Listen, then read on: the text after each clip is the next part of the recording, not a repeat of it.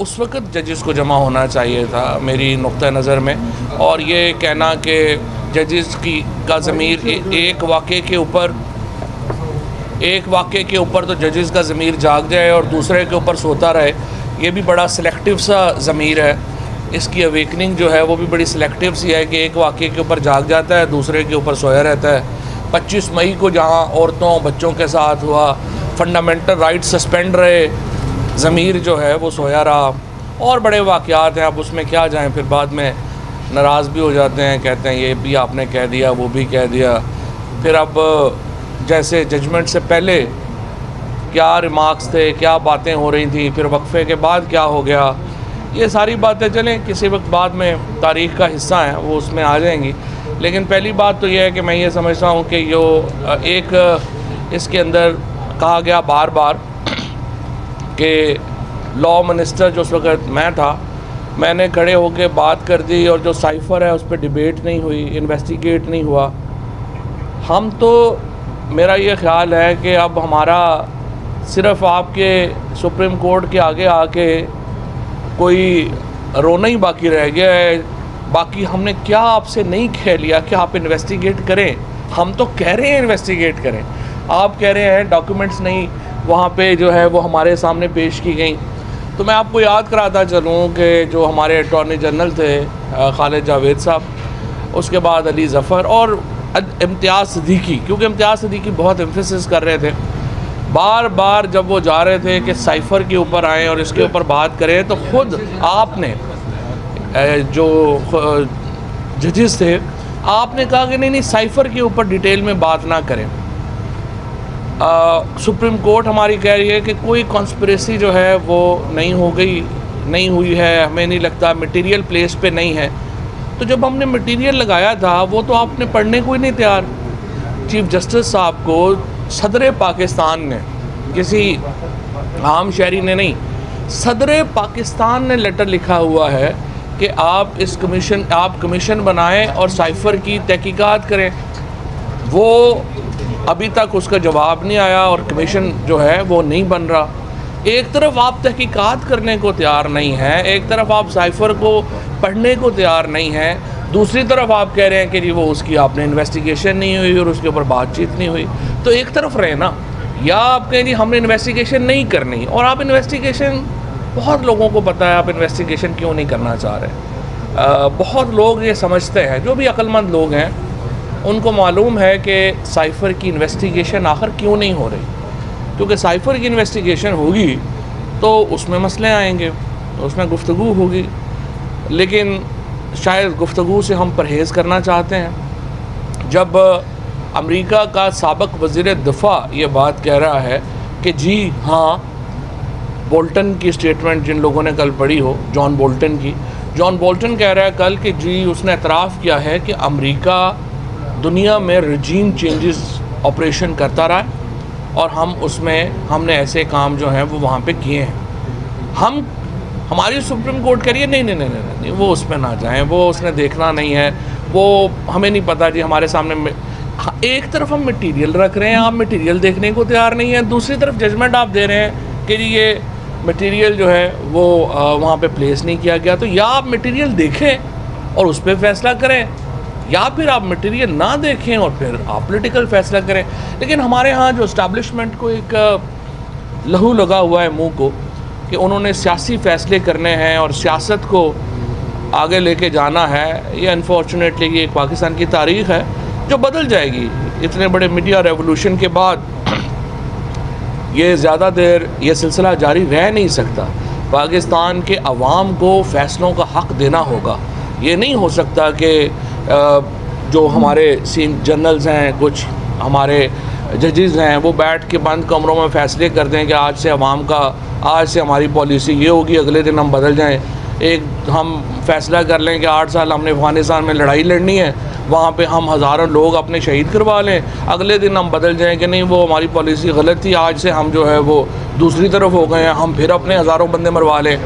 मतलब जिस तरीके से पॉलिसीज़ पाकिस्तान में बन रही हैं, ये तो मजाक है। हमारे बच्चों को जिस तरह से जो शहीद हो रहे हैं, हमारे लोग जिस तरीके से यहाँ पे अपने जानों के नजराने दे रहे हैं, इस तरह से पॉलिसीज़ कौमें नहीं बनाती जिस तरह से हमारे जो 8-10 लोग ऊपर बैठ के बना देते हैं। और इसीलिए मैंने ये कल बात कही थी और अब भी मैं याद दहानी कराना चाहता हूँ कि कौम अब इनकलाब के लिए तैयार है। फ़ैसला अब आपने ये करना है कि ये इनकलाब वोट से आने देना है या हमने श्रीलंका की तर्ज के ऊपर आगे बढ़ना चाहते हैं। ये फ़ैसला हमारे जो मुक़्तदर हलके हैं उन्होंने अपना करना है, वो देख लें, उसके मुताबिक जो है वो हालात शेप अप होंगे। जहाँ तक एक जज साहब के इजाफ़ी नोट का ताल्लुक़ है, वो इजाफ़ी नोट है, उसकी कोई कानूनी हैसियत तो नहीं है, जिसमें उन्होंने कहा है कि जी उन्होंने को बंदा ही नहीं छोड़ा जिसके ऊपर वो आर्टिकल 6 लगाना नहीं चाहते। मैं जज साहब को बताना चाहता हूँ कि अगर आर्टिकल 6 के केसेस बनने शुरू हुए ना जी, यहाँ पे रस्से कम पड़ जाएंगे, गले बहुत ज़्यादा हैं। वो काम किया करें जो आप कर सकें। सियासी बातों में इस तरह की तलखियाँ लाना आपका काम नहीं है। अंतर आप किसी मिशन पे हैं कि आपने एक तलखियाँ लानी है तो फिर तो एक अलहदा बात है, लेकिन जब आपको जवाब मिलेगा फिर आगे सियासत से फिर आप आसमान पे जा लगते हैं कि देखें ये हो गया वो हो गया। ऐसी बातें ना करें, हमें फिर पूरा बताना पड़ेगा ये फ़ैसले कैसे हुआ, क्या किया। तो रिस्ट्रेन का मुजाहरा करें। आर्टिकल 6 के केसेस यहाँ पे पाकिस्तान में बनने शुरू होंगे, गले कम पड़ जाएंगे, रस्से कम पड़ जाएंगे, गले बहुत ज़्यादा है। वो काम करें जो आप कर सकते हैं। और ये जजमेंट जो है ये इंशाअल्लाह ताला इसको हम पार्लियामेंट जब आएगी, अभी तो पार्लियामेंट ही नहीं है, इस वक्त तो एक मकबूजा असम्बली है जिस असम्बली में राजा रियाज साहब जो हैं वो लीडर ऑफ अपोजिशन है। और जब वो लोटे बन रहे थे उस वक्त अनफॉर्चुनेटली ज़मीर हमारा नहीं उठा और सारे जजेस ने फ़ैसला किया कि उस वक्त तो हमने कोई उस वक्त इकट्ठा नहीं होना। बाद में 12 सुप्रीम कोर्ट ने फ़ैसला दिया, लेकिन अब जो ज़मीर जो है वो जागा है। तो मेरी नज़र में ये जो असम्बली है इसके अंदर कोई रिप्रेजेंटेटिव नहीं, ये असम्बली इस वक्त चूँकि रिप्रेजेंटेटिव नहीं है, पाकिस्तान की सबसे बड़ी जमात ही इस असम्बली में नहीं है, तो ज़ाहिर है आप इसको रिप्रेजेंटेटिव असम्बली तो नहीं कह सकते। सो राजा रियाज की असम्बली जो है वो तो राजा रियाज को मुबारक हो और हमारे शहबाज शरीफ साहब को मुबारक हो। लेकिन जब एक मुंतखब असम्बली आएगी और इंशाअल्लाह PTI 2/3 अक्सरियत के साथ आएगी तो इस जजमेंट को हम उस असम्बली से क्वैश करवा देंगे और ये जजमेंट पार्लियामेंट में पेश होगी और पार्लियामेंट फिर फैसला करेगी कि आर्टिकल 6 जो है वो आर्टिकल 69 की वायलेशन के ऊपर लगता है या नहीं लगता। क्या जजेस जो हैं वो आइन तोड़ने, अगर जजेस आइन तोड़े उसकी क्या सज़ा होनी चाहिए, और अगर कोई इंडिविजुअल की इंटरप्रिटेशन अलहदा है तो उसकी क्या सज़ा होनी चाहिए। और अगर जजेस की आइन तोड़ने के ऊपर सज़ा हो गई तो फिर तो मामला बड़ा ख़राब होगा। फिर तो आपको पता ही है जिस तरीके से जुल्फ़िकार अली भुट्टो शहीद को फांसी दी गई, अगर वो ट्रायल भी ओपन हुआ और सुप्रीम कोर्ट के जजेस को, उस वक्त के जजेस को फिर निकालना पड़ा तो बड़ा मसला पड़ जाएगा। लिहाजा इस तरह की बातें जो हैं वो जजेस को एहतियात करनी चाहिए। पाकिस्तान की सबसे बड़ी सियासी ताकत है, उसका मैंडेट का एहतराम करना चाहिए। और इसी तरीके से जो पाकिस्तान के अंदर हमारी जो सियासी फ़ैसले हैं वो सियासी मैदान में होने दें। आपको ये शौक़ नहीं होना चाहिए। आप ये तो देखें ना, एक कैरियर की बात है। जजेस ने, जर्नल्स ने अपना एक कैरियर चुना है, उन्होंने सोचा कि नहीं हम ये हमारा ये कैरियर होगा। जब आप एक कैरियर चुन लेते हैं फिर आप उसके वक़ार के मुताबिक फ़ैसले करते हैं। ये नहीं कि आपने करनी जो है वो जजी है, करना हमने जो है वो हमने कमीशन लिया हुआ है फ़ौज में, लेकिन हमने फिर सियासत भी करनी है, ये तो नहीं हो सकता। आप या सियासत करेंगे या आप अपना काम करेंगे। लिहाजा मेरी नज़र में ये जो कुछ कंट्रोवर्सी और फिर टाइमिंग जो है, 2 दिन के बाद इलेक्शन है, आपने 4 महीने रोक लिया है, 3 दिन और रोक लेते, उसके बाद हम ये सारे जो गुफ्तगू है वो सुन लेते, बेहतर था। लेकिन बहरहाल हम वो आपकी मर्ज़ी है, दोबारा टाइमिंग भी आपने अपनी मर्ज़ी से चुनी है। अब हम मुतालबा हमारा ये है, दोबारा मैं ये कहना चाहता हूँ, ये जो साइफ़र है जिसके नतीजे में पाकिस्तान में हुकूमत की तब्दीली अमल में आई, एक आलमी साजिश के नतीजे में, जहाँ से इमरान ख़ान को पाकिस्तान की वज़ारत उज़्मा से हटाया गया, इस साइफ़र की तहकीकात होनी चाहिए। सुप्रीम कोर्ट के चीफ जस्टिस के पास ये साइफ़र पड़ा हुआ है। अच्छा, दूसरी बात यह है, सुप्रीम कोर्ट ने अपनी जजमेंट में लिखा है कि वो साइफ़र पेश नहीं किया गया। वो साइफ़र तो चीफ जस्टिस साहब के पास पड़ा हुआ है, तो ये सवाल तो जो साथी जजेस हैं वो चीफ़ जस्टिस साहब से करें कि उन्होंने उनको साइफ़र क्यों नहीं पढ़ने को दिया। अगर साइफ़र पढ़ना इम्पॉर्टेंट था, मटेरियल इम्पॉर्टेंट था, तो वो आप चाहते हैं अगर स्पीकर साहब से हम ये तवक्को करेंगे कि वो जाके वहाँ पे पढ़ के सुनाएं, तो फिर आपकी मर्ज़ी है, उनको बुला लें, पढ़ के भी सुना देते हैं। लेकिन वो साइफ़र चीफ़ जस्टिस साहब के पास उनके ऑफिस में सील्ड है, तो आपको चाहिए था कि ये जजमेंट लिखने से पहले अपने साथी जजेस को पढ़वा देते कि ये साइफ़र है और इसमें ये लैंग्वेज इस्तेमाल हुई है। उसके बाद नेशनल सिक्योरिटी कमेटी के जो मिनट्स हैं वो बड़े इंपॉर्टेंट हैं, उन मिनट्स को मंगवा के पढ़ लेते आप कि क्या उनमें लिखा हुआ है। वो अभी तक रिवील नहीं हुए और आपको कमीशन बनाना चाहिए जिसमें आप ये सारे मामलात जो हैं वो लेके चल सकें आगे। और इंशाअल्लाह ताला ये जब नई पार्लियामेंट आएगी, अगर इन्होंने ये कमीशन की तहकीकात नहीं की तो फिर नई पार्लियामेंट आके इसकी मुकम्मल तहकीकात करेगी और जो मुलव्वस लोग हैं ज़ाहिर है कि उनके ख़िलाफ़ कार्रवाई जो है उसको कानून के मुताबिक जो है वो होगी। जहाँ तक मैं अगले ज़िमनी इलेक्शंस पे आना चाहता हूँ, इंशाअल्लाह ताला बिल्कुल आखिर आ चुका है। कल इमरान खान जो हैं वो लाहौर होंगे और आखिरी जो कैंपेन है वो लाहौर में वो ख़त्म करेंगे। एक लहर है इस वक्त, एक तूफ़ान है, एक सुनामी है इस वक्त तहरीक इंसाफ का, और हमारे कई दोस्तों को ये है कि पता नहीं धांधली होगी। मैं आपको बताना चाहता हूँ जो मर्ज़ी कर ले कोई, ये तूफ़ान नहीं रुक सकता। इस वक्त PTI का, पाकिस्तान के गयूर अवाम का ये इस वक्त एक फ़ैसला हो चुका है और इंशाअल्लाह उस फ़ैसले को वो अपनी मोहर से बल्ले पर मोहर लगा के ये फ़ैसला अनाउंस करेंगे और ये फ़ैसला इंशाअल्लाह मेरिट के ऊपर होगा, दीगर फ़ैसलों की तरह नहीं होगा। शुक्रिया। ख्वाजा साहब ये फरमाइएगा के बाद अब आप अदालत के नोटिस के लिए तैयार हैं? नहीं, मेरा नहीं ख्याल, क्योंकि फ़ैसलों के ऊपर क्रिटिसिज्म जो है वो तो हक है।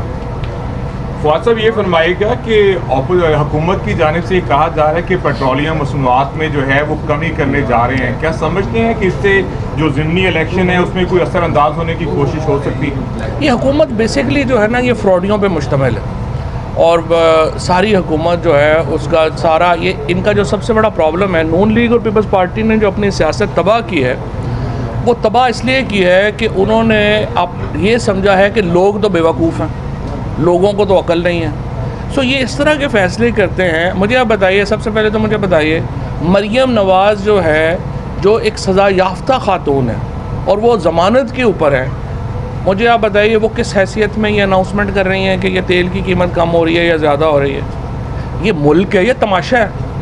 उसके बाद कोई जो है वो उठ के आ जाता है, वो कह देता है कि ये हमज़ा शहबाज को सुप्रीम कोर्ट ने गारंटी ली कि वो स्टॉप गैप के तौर के ऊपर काम करेंगे। हमज़ा शहबाज जो ऐसे काम कर रहा है कि जैसे उसने ज़िंदगी में जाना ही नहीं है। ये एक पूरा फ्रॉडियों का एक्चुअली एक इज्तिमा है जो पाकिस्तान पे इस वक्त मुलव्वस है। पेट्रोल की कीमत तो इस वक्त 150 रुपये पे आनी चाहिए जो आलमी मार्केट में क्रैश हो गई है, तो ये 150 रुपये पे लेके आए, हम तो उसको वेलकम करेंगे, हम क्यों मुखालफत करेंगे। सर ये बताइएगा कि पिछले दिनों चाइनीज़ वज़ीर ख़ारजा की एक इंतहाई अहम स्टेटमेंट आई एशियन नेशंस के हवाले से कि बड़ी गेम का मोहरा न बने। अब सुना है कि बाइडन भी जो है वो मशरक़ वस्ता का दौरा कर रही हैं, जबकि मौलाना फजल रहमान और सरार की हज के मौके पर सऊदीया गए थे और बाइडन का आखिरी पड़ाव जो है वो सऊदी अरब में होना है। तो ये बताते हैं ये कोई महज इत्तेफाक है, ये कोई बड़ी गेम इस खित्ते में होने जा रही है जिस पर चाइना ने कंसर्न शो? नहीं, देखिए इस खित्ता ज़ाहिर है ये खित्ता इस वक्त सबसे अहम है।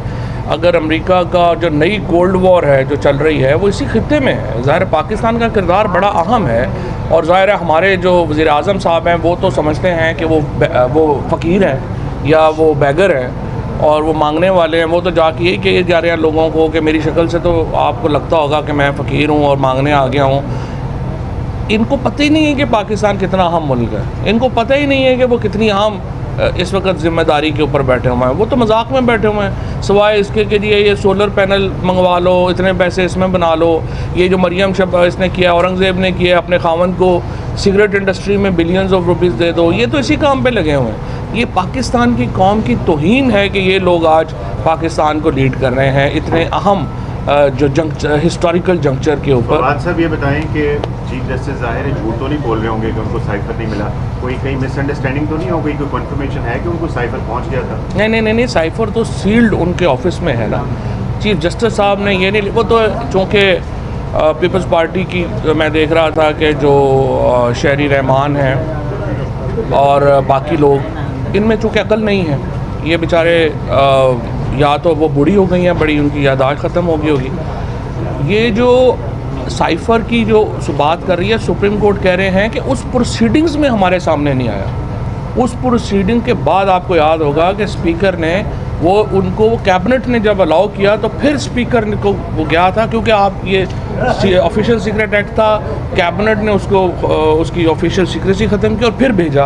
वो अब चीफ जस्टिस साहब के पास है। यही तो मैं इस पर हैरान हूँ कि जब 3 महीने के बाद फैसला आ रहा है, यही आपने कमीशन बनाया होता और कमीशन की एक रिपोर्ट आ गई होती और बाकी लोगों के साथ शेयर हो गई होती, फैसला मुख्तलिफ होता। तो ऐसे भी ये बताइएगा, आपकी गवर्नमेंट थी, पाकिस्तान मुस्लिम लीग नून की जानिब से बयानबाजी की जाती थी फौज के खिलाफ, इदारों के खिलाफ, जर्नैलों के खिलाफ, तब आप उन्हें गद्दार कहते थे। आज आपकी पूरी प्रेस कॉन्फ्रेंस के अंदर आपने जर्नैलों को भी तनकीद का निशाना बनाया, जजेस को भी तनकीद का निशाना बनाया। पाकिस्तान तहरीक इंसाफ की लीडरशिप जो है वो तमाम जजेस को, जर्नैलों को तनकीद का निशाना बना रही है। तो आज आप अपनी जमात के बारे में, अपने लीडर्स के बारे में क्या कहेंगे? पाकिस्तान में जजेस और जर्नैलों के बगैर मुल्क नहीं चलते हैं, उनकी बड़ी अहमियत है। जो एस्टैब्लिशमेंट हर मुल्क का एक रीढ़ की हड्डी होती है, उसके बगैर तो मुल्क नहीं चलते। ना मैं जजेस के ऊपर बात कर रहा हूँ, ना जर्नैलों के ऊपर बात कर रहा हूँ, इश्यूज़ के ऊपर बात हो रही होती है। इश्यूज़ के ऊपर आप तनकीद करते हैं, इश्यूज़ के ऊपर आप तनकीद नहीं करते हैं। अभी सुप्रीम कोर्ट ने फ़ैसले दिए हैं, बहुत ज़बरदस्त फ़ैसले दिए हैं। अभी ये वाला जो सुप्रीम कोर्ट का फ़ैसला है, ये फुल ऑफ कंट्राडिक्शंस है। सो आपने जो फ़ैसला है, जो इशू है, और जो अच्छे सहाफ़ियों को भी जो करना चाहिए, जो बदकिस्मती से पाकिस्तान में ख़त्म ही हो गया है, आप इशू टू इशू अपना स्टैंड लेते हैं। ये नहीं होता कि आप एक तरफ हर तरफ पीटीआई की तरफ ही हो जाएं और दूसरा पूरा जो है वो नून की तरफ ही हो जाए और तीसरा जो है वो फलाने तरफ हो जाए। इशू टू इशू आप अपना जो है वो स्टांस रखते हैं और उसके मुताबिक आप अपनी गुफ्तगू करते हैं। आसिफ अली जरदारी ने कहा है कि बिलावल को अपनी ज़िंदगी में वो वज़ीर-ए-आज़म बनना देखना चाहते हैं और दूसरी नवंबर में वो नवंबर से पहले सदर बनने की भी कोशिशें कर रहे हैं। तो क्या आसिफ अली जरदारी इस गेम में कामयाब हो जाए? नहीं, मेरा ख्याल है, देखें, आसिफ जरदारी साहब का ख्वाब तो बड़ा लेजिटिमेट है, क्योंकि ये जरदारी फैमिली हो गई, शरीफ फैमिली हो गई, ये तो हम जैसे कमी कमीनों को ऊपर रूल करने के लिए पैदा हुए हैं। और यही उन्होंने बताया है कि आप लोग, जिस तरह मरियम ने भी उस दिन कहा है, हम नस्ल दर नस्ल जो है वो हम हुकूमत करेंगे, बिलावल साहब भी नस्ल दर नस्ल हुकूमत करेंगे। तो ये तो इन दोनों फैमिलीज़ का जो हक़ है वो उसी को क्लेम कर रहे हैं। हम सारे जो कमी कमीन हैं, हम सारे खड़े हैं कि जनाब आप आ जाएँ, दोबारा नेक्स्ट बादशाह आ जाए, हम उसके पीछे जो है वो लग जाते हैं। मतलब बेहुदा लोग हैं, इनको शर्म अकल ही नहीं है कि ये इस तरह की बातें जो हैं वो कर रहे हैं। बिलावल भुट्टो पाकिस्तान की तारीख़ का सबसे फेल्ड खारजा मिनिस्टर साबित हो रहा है और वो हिना रबानी घर को भी लेके बैठ गया है। और आप देखें पाकिस्तान की ख़ारजा पॉलिसी जितना जिस तरह अभी हम बात कर रहे थे, इतने हिस्टोरिकल जंक्चर के ऊपर, जबकि पाकिस्तान एक ही मुल्क है दुनिया की अगली पॉलिसी का, पाकिस्तान इररिलेवेंट हुआ पड़ा है। ये कही जा रहे हैं हम इंडिया से अपने ताल्लुकात बहाल करें, हिंदुस्तान वाले जो हैं वो इनको लिफ्ट नहीं करा रहे हैं। ये तो इनका हाल है। सो अनफॉर्चुनेट है कि ये लोग पाकिस्तान के ऊपर मुसल्लत। अच्छा, तो आप ये बताइएगा कि 17 को जो इलेक्शन होने जा रहे हैं